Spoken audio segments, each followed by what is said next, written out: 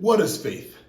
People will tell you every day, you just got to have faith. You got to have faith. Just got to have a little faith. But then you ask them, well, what is faith? Faith is just believing. Well, how do I believe in the middle of all of these negative circumstances? And they can never give you a full answer. Well, I'm going to simplify that down for you today, because every day we use the processes that can activate faith and change our lives, but we use them in reverse. I tell people all the time, if you can worry, you can have faith. Now, let's start here.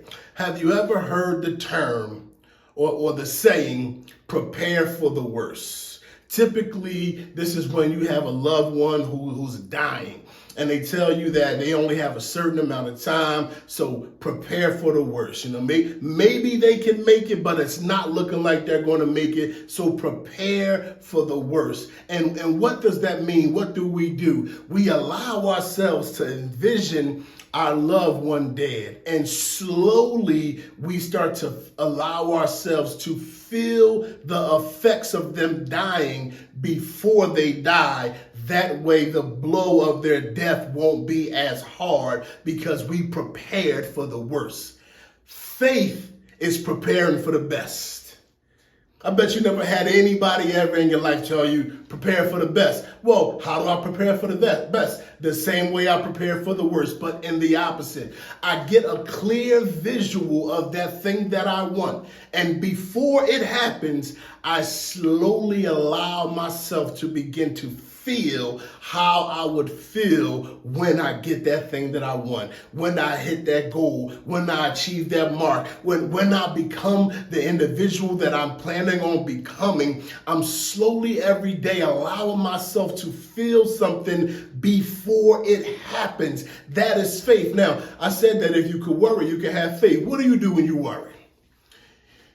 You sit down, you think about a problem, you think about the worst case scenario of that problem, and then you think about the worst case scenario of that outcome, and then you think about the worst case scenario of that outcome, till you done created the worst case scenario in your mind, and now you got a pain in your gut, you got a migraine headache, all because you sat and worried. But what if you do that in reverse? What if you have that clear image again? You got that clear image in your mind, and instead of every day thinking about the worst case scenario, you're thinking about the best case scenario. You're thinking about your goal and saying, well, today, if the best thing happened to me, this is how that's going to turn out. And then tomorrow, if the best thing happens to me, that's how this is going to turn out. And then next week, if the best thing happens to me, that's how this is going to turn out. And you are slowly changing the chemistry in your body. You go from having a nervous, hurtful feeling in your gut to having optimism. And when you are living in optimism, guess what? You begin to attract